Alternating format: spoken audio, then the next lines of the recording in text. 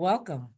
Welcome to another inspiring episode of Relationship Matters with your insightful host, Dr. Darlene Williams-Prades. I am the CEO and founder of Superior Love Forever, where we dedicate our life to transforming relationships with profound understanding of emotional intelligence and communication. Here, we empathize with the approach that we have to take with our clients and it's evidence-based strategies. We empower countless individuals to cultivate deeper, more meaningful connections. Today, we are thrilled to have a guest who is redefining what it means to be a powerful woman in midlife. She's a former Fortune 500 executive turned speaker, podcast host, and leadership coach who is leading the revolution in how society views aging. With this fearless attitude and a mission to dismantle the toxic stigma around aging, she is here to inspire and uplift. Her podcast, Old Chicks Know Shit, is a beacon of empowerment for women everywhere, reminding us that age is not a limitation, but a stepping stone to greater wisdom, confidence, and capability. Please join me in welcoming the unstoppable, unapologetically bold, and inspirational Jennifer Arthurton.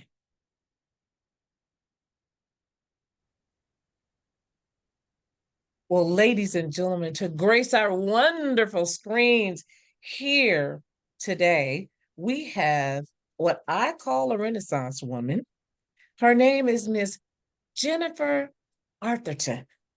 This is a great experience for all of you people out there, not just women, but for men. Listen up, because she's got something to say, and we're going to make sure we have this conversation today. Jennifer, welcome. Welcome, welcome, welcome. We're thrilled to have you as a guest. And I am thrilled to be here. So tell us about you, because I understand you used to be a part of that corporate world, former 500, Fortune 500 executive turned speaker, podcast host, and leadership coach. Tell us about that revelation. Yeah. So, as you mentioned, I had a almost 30-year career in the corporate world.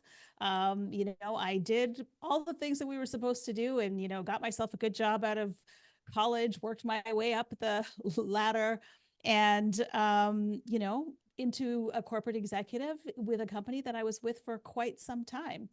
And, in the year leading up to my 50th birthday, so this was 8 years ago now, I found myself divorced, unemployed, an empty nester, and I was also bedridden with a stress related illness.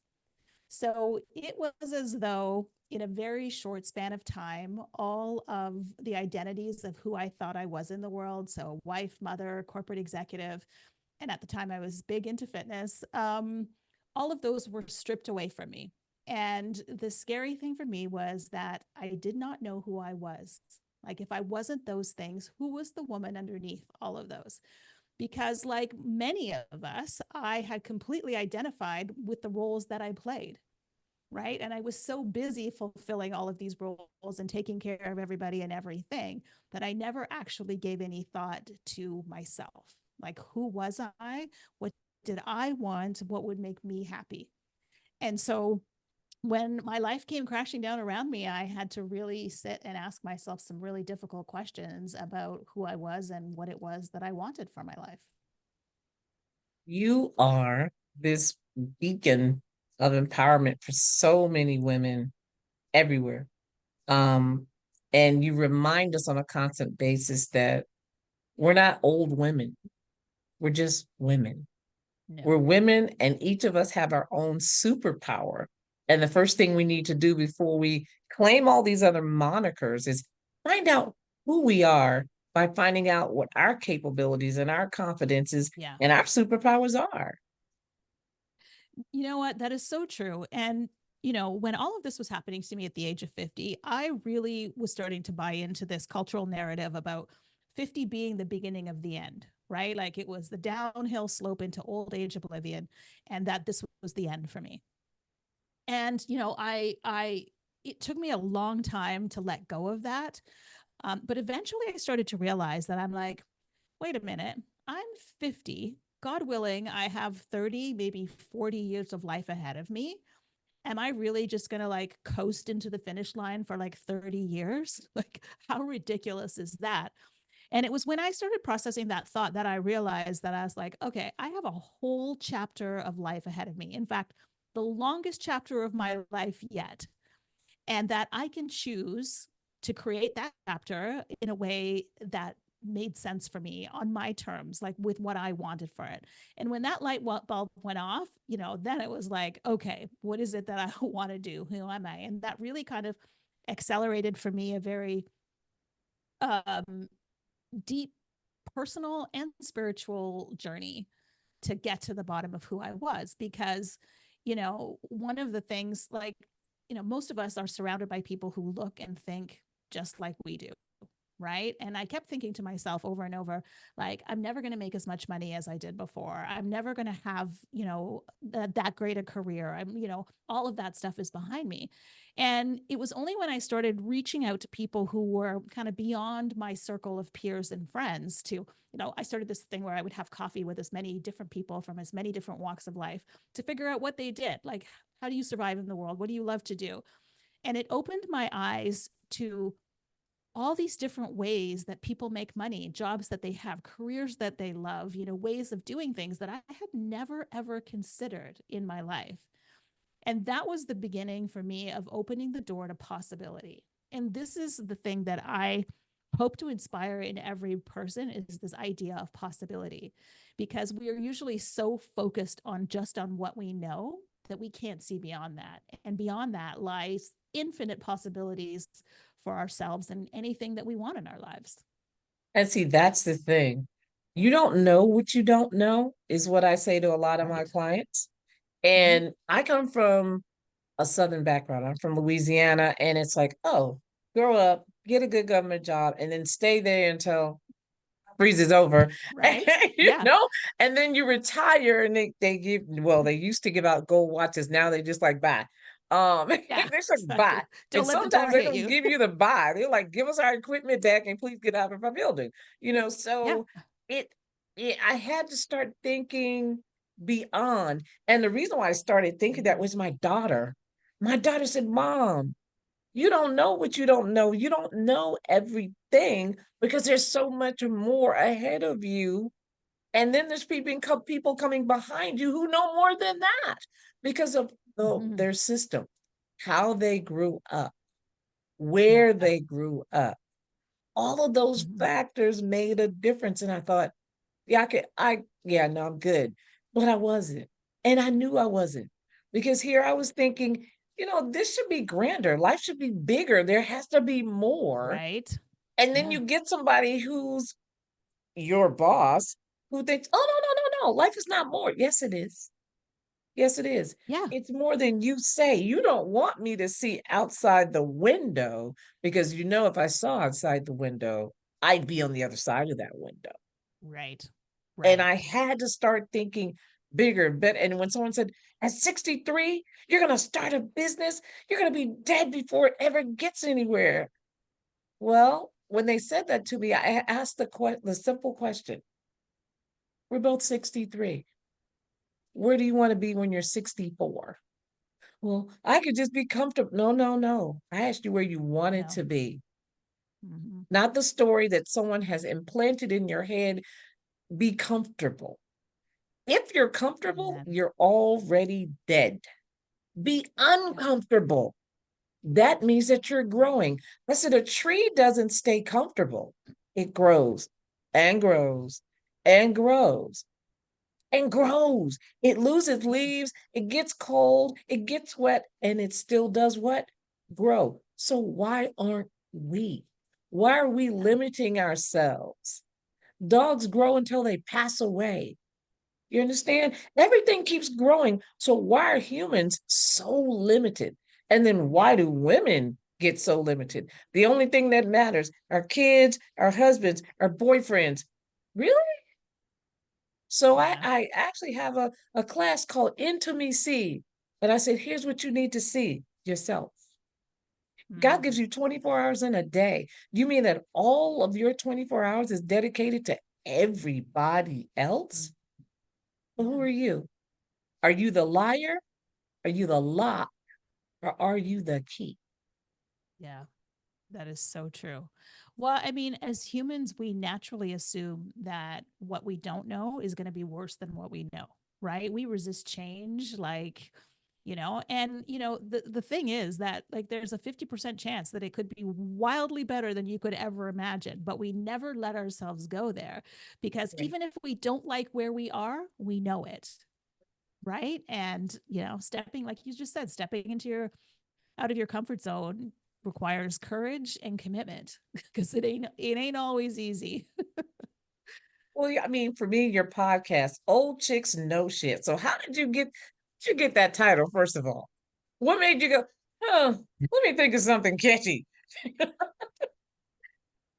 Interestingly enough, that phrase actually came from very early on in my career. So like when I was in my 20s, and I worked on this big team, and whenever we would have new people in the team, we would always make this joke about follow the old chicks because we know some shit. And I had totally forgotten about it, but there I was, like, kind of in my 50s. And all of a sudden, I was like, oh, this means something totally different now.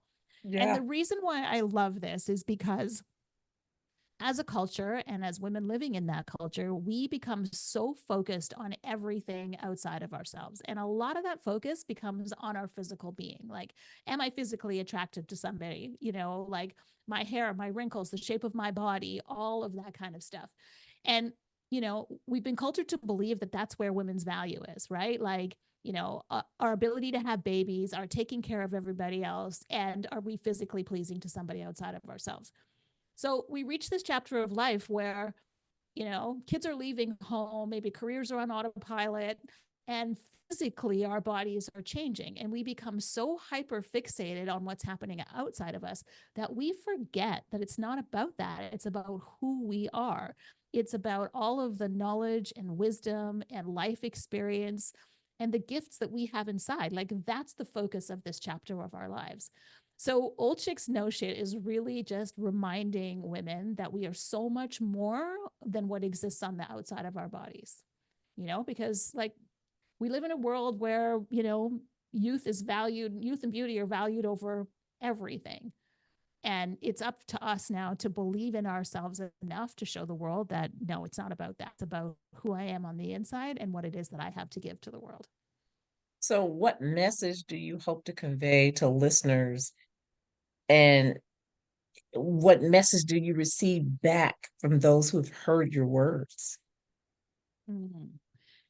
My message is all about possibility, right? I mean, I started the Old Chicks No Shit podcast because, at one point in my journey, I was like, I need to know what's possible. Like, I need to see other women who have gone before me to do these things. And when I started searching for like women who had reinvented themselves and their lives in their like 50s, 60s, 70s, and even 80s, was really hard to come by because, again, the cultural narrative of what it means to be a woman in your 50s and 60s is all like bladder leakage protection, meal replacement shakes, and retirement plans. And I'm like, okay, all well and good, but that tells like a fraction of the story of what it means to be a woman, like a teeny tiny portion of what it means to be a woman at this age.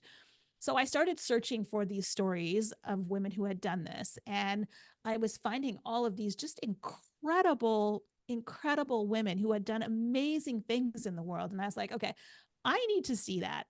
Right. So I started interviewing them on the podcast because I wanted to show other women what's possible. Like, if it's possible for me, if it's possible for her, then it's possible for you too.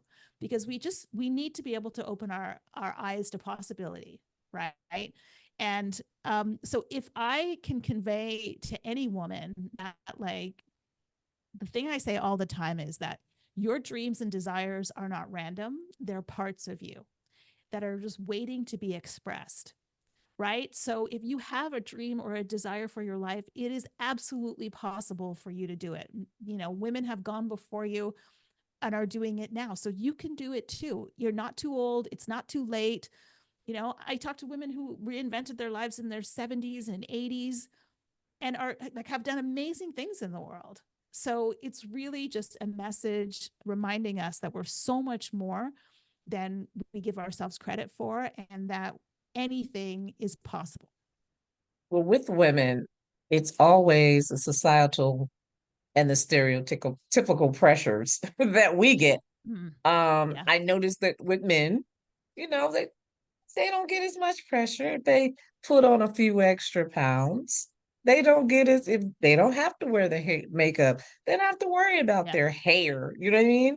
And so it's like, wow, why do we have all of this? How do Yeah. you personally navigate the challenges and all the advice people try to give you that you really don't need when you are dealing with people who are struggling? They see you and they go, man, she's doing awesome. But what was the mountain you had to climb to get to awesome between the divorce and the empty nester and being broke and trying to figure out who am I? The number one thing that I see with the women who come into my community is that they are completely disconnected from themselves. So, as women, well, I mean, as people in general, but especially as women, we are handed the rules of the game early on in our lives. Like practically the minute our feet hit the planet, we're told how to be, how to look, how to show up, right? And we're get a good job, work your way up the corporate ladder, stop in there and have a baby or two and live in a nice little house, sail into retirement and then ride off into the sunset on the arm of a handsome man, right? So this is like, but nowhere on that list does it ever say, are you happy? Are you doing what you love? Like all of those types of things. And so in the process of taking care of everybody and everything, we've just become completely disconnected. We are nowhere on our to-do lists. And so when women come into my community, and one of the things that they'll tell me is, it's just like you said at the beginning, like there's so much more to this life, but how do I get to it? And the first thing that I do is I direct them back to themselves, because the answer to every question lives inside us. And our job is to move all the noise out of the way, right? To be able to hear ourselves. And so for me, I had to do a lot of, unprogramming or deprogramming of childhood beliefs, things that I had picked up along the way about what I was capable of or not capable of, to be able to really see myself and to see possibility for myself. I Wow. call this the chapter of unlearning. So this is the chapter where we unlearn everything that no longer serves us and step into new realities about what's possible. So it's a journey to really sit with yourself, to really confront yourself, right? And ask yourself, like, this belief that I have or this fear that I have, is it serving me? Do I want to move forward with this? Right. And then figuring out, okay, how do I tackle that? Because we're all programmed really early on, you know, with all Yeah, of the you beliefs start from our out that way. families. We, especially Yeah. girls, girls Yeah. have to, and as an only child, it was interesting because we're from the South. And so my mom always had her hair done, makeup done, her toes done. And I'm like, all I really wanted was jeans and a t-shirt. I was, I'm not even over there. And she always looked gorgeous. And I didn't say to myself, and I'll be honest, I said, "She's gonna grow up and be gorgeous like my mom." I said, I want to play basketball. I want to run track. I want to play tennis. I want to be a journalist and travel around the world. I don't care about dirt. Why? God made dirt and dirt don't hurt and soap and water will fix it. And, Yeah. she was like, no, no, baby. You got to make sure your hair is pressed. You got to make sure you have your nice, cute dress on. Have your little patent leather shoes with your frilly socks. And I'm like, please, no, don't. Please, no, please, no. And you grow up thinking this is always how it has to Yeah. be. And then I Hmm. joined the military and I'm in a uniform. So I look like everybody Yeah. else, you know. And I'm like, oh, I like this a little bit better, just a little bit better. But you still don't find you until you step outside of all that, Yeah. from someone who's had multiple divorces and I've got my kids and they're all adults and they're out of the house. And I'm like, great. But still, who am I? What's my superpower? And I started analyzing and overanalyzing and self-reflecting, where I got to a point where I don't need anybody else's opinion of who I am. I need Mhm. my opinion of who Yeah. I am. So, as someone who has had the experience of multiple transitions, and you have, wow, and I'm super, you're my superhero right now. What has been the most significant lesson you've learned about resilience? And what is a lesson that you can tell people they need to seek out for themselves? Hmm. Wow, that is a great question. There are so many amazing lessons. I think the one thing, well, so first of all is, leaning into possibility, right? Like not what you know, not what you know, but like what you think is possible, which is a bit of a different skill set. But the one thing about resilience I always have adhered to is that for every problem, there is an unfolding solution. So no matter where you are, there is a solution, and you just have to get into the right frame of mind to be able to see it because the solution already exists. And a lot of times that is, again, going back into yourself, like getting quiet and like listening, because you have the answers. Like you know so much more than you think you do, right? And going back in and just like getting quiet, getting connected with yourself and asking yourself, okay, what is the solution to this problem? You will always be guided. You will always get an answer. But, again, we've been taught that like the solution exists outside of us somewhere.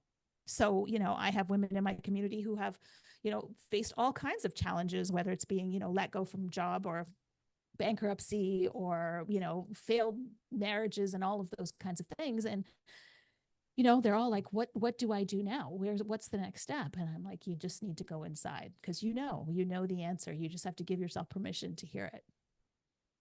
What's your routine look like in a day? What is your day? Walk me through your day. Yeah. Um, She says, "Yeah." every so this is something, and I'm so glad you asked this question because after a 25-year career in the corporate world, you are programmed to operate in the corporate world, and it's taken me a long time to unwind some of that programming. So part of me would be, I have to be productive in every moment of the day, right? Like I have to be sitting with my finger in front of my computer with my fingers on the keyboard, to be productive, to be successful. And the one thing that I've learned, that's not necessarily how I operate. Sometimes space is the greatest thing that I can have. So if I'm writing, for example, and it's not flowing, sometimes I'll go downstairs and chop vegetables for dinner. And in the process of chopping those vegetables or going for a walk, the thing that I've been struggling with will like literally appear to me, right? Like I've been trying to get this thing done for 2 hours. I go chop vegetables, and 20 minutes later, I'm like, boom, there it is. It just laid out in front of me, right? So I created enough space to hear the solution. So my day really involves, first of all, in my corporate life, it would be hit the ground running, doing emails first thing in the morning, going to the gym. Now, the first couple of hours of my day are precious, precious me time, like non negotiable, nothing gets in the way of it. So, and I will always go for a walk. I spend time journaling. I spend time in gratitude, in meditation, and then I will do a little bit of a visualization about something that I want for my life, or even just for that day, or if I have a meeting coming up, how would I like that meeting to go? It's some kind of future focused visualization in terms of like setting up my brain for how this day is going to flow forward. And then I will usually kind of, plan my day. What does my schedule look like? Somewhere in there, I will work out, go to the gym, and then I come back and I jump into work. And then Wow. I'm trying to be done by 5 o'clock, 4:30, 5 o'clock, and then I make dinner and spend time with my family. Now, is that a 5 day a week thing? 7 day a week thing? 4 day a week thing? It probably averages 4 days a week, 4 to 5 days a week, depending upon what's going on. I mean, there are seasons where it's super busy, could even be 6 days a week. But I also am not stuck to Monday to Friday. Sometimes some of my greatest work happens on a Sunday randomly when I wake up inspired with an idea, and I'll spend, a few hours working here and there. So it's not, Monday to Friday, 9 to 5. But if you added it all up, it probably comes in at like, 4 days, 5 days. But again, that's a very seasonal thing depending upon what's happening in my business at So that point. when you're looking ahead, what Mhm. are some dreams and goals you have for Jennifer and what you want to do next? Yeah. So right now, I run a mastermind program for women in the process, for midlife women specifically, who are in the process of creating something new in their lives or reinventing themselves or some part of their lives. It is my greatest joy to host this group of women. They are so ridiculously inspiring to me. And supporting them in their journeys is something that I absolutely love to do. So I'm definitely looking to grow that. I want to impact as many women as I can who have dreams and desires for a second chapter. I want to impact as many of them as I can. So to see that grow, definitely there's a book that I've already started. Don't know when that will it's been in the works now for over a year. So don't know when that will come to pass. And then doing more live events. I have really jumped into live events this year. And again, a huge source of joy in connecting with women in person. I mean, Zoom is lovely and it got us through some really hard times, but there's nothing better than being in the energy of real life humans. So I host a series of dinners called Women, Wine, and Midlife Wisdom. So I'm taking those on the road and yeah, more live retreats and events. Well, I would love to attend one of your events. It sounds Yes. amazing. If we want to reach you, how do we reach you? So you can find me on all of the social media at Old Chicks No Shit. So Instagram, Facebook. I'm also on LinkedIn, and my website is the same name, oldchicksnoshit.com. And then there's also the Old Chicks No Shit podcast. So you can find me in all the places with that handle. So, if you had to leave three pieces of wisdom today with Mhm. our audience, what are your three pieces of wisdom? First of all, would be to honor your dreams and desires. If it's coming up for you, it's coming up for you for a reason. Life is about expansion and growth, as you mentioned, and usually these desires that we have are calling us into our greatest growth and expansion. The second thing that I would say is your fears and doubts are not real and they have no bearing on your capability. So, your fear of doing this, of looking foolish or whatever, does not mean that you are not capable. Chances are it's not true. Your fears and doubts tell you lies. So don't listen to them and just, take tiny steps in the direction that you want to go because those tiny steps will add up to really big things. And the third thing I would say is to make sure that you spend time with yourself. Do not get so busy doing that you forget to connect back in with who you are and what you want. Because it's really easy for us to get swept into the current of doing all the things that we think we should do and lose connection with what it is that's really important to us. So, building that relationship with yourself, connecting back in often to be able to hear what's true for you because you're a human, you're growing and you're changing. And what was true for you 2 years ago might not be true for you now. One of the things that I do fairly frequently is to take myself on little mini vacations by myself, like a weekend, an overnight, or longer, and just spend time with myself, like just being with me and to see what comes up. So those are the three pieces of advice that I would offer anyone. I think those are great offerings.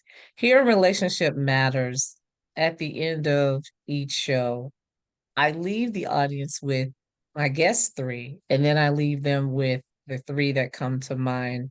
Mm, Speaking after speaking with my guests, and they're always impromptu. They're never, something written down because I want to feel what I'm saying and not just say what I'm saying. yes, I And one of love the that. things I hear you say is have empathy and understanding, not just for your mate, but for yourself, to make that the Yes. cornerstone of your success in your relationship so that you have the ability, the true understanding of how to emphasize yourself to your partner, to your partner's feelings and express that in a way of love that fosters a deeper connection. But on beyond that is that you want things to transcend a surface level of interaction. And when you speak to connecting with oneself, I hear myself tell my audience, have effective communication. Be open, be honest, be respectful in your communication. It's a key to resolving any kind of conflict, especially that internal conflict, because you have the answer. And building trust for oneself allows you to build trust with others. And it gives you a pattern of feeling heard and valued. And Exactly. finally, I think I heard you said, and you can correct me if I'm wrong, commitment to growth. Mm, Strong relationships require mutual commitment to personal and relational growth. By supporting yourself in your evolution, you can support your partner in you all's evolution and navigate the challenges and celebrate the successes together. Did I get that just about yes. right? Yep. Yes, absolutely. I mean, I could characterize it in, you can't do for another what you can't do for yourself, right? So you got to do for you first, and then that enables you to take care of other people. Well, the beauty of any lasting relationship lies in the ability to evolve, no Yeah. matter whether it's your partner, your family, your friends, evolving together, embracing Yep. change. Don't look at change as a threat, but as an opportunity. And that's that word you keep saying, those opportunities to deepen the connection with self, with the spirit, and with everybody around you. Jennifer, thank you so, so, so much. I look forward to coming to one of your events if you invite me. Just send me a link, Yeah. Yeah. tell me when to Absolutely. show up. I definitely feel like this is beneficial to everybody because we do know shit, and I'm real happy about that. Thank you so much for joining us here at Relationships Matter. I am Dr. Darlene Williams-Prades. We'll see you soon.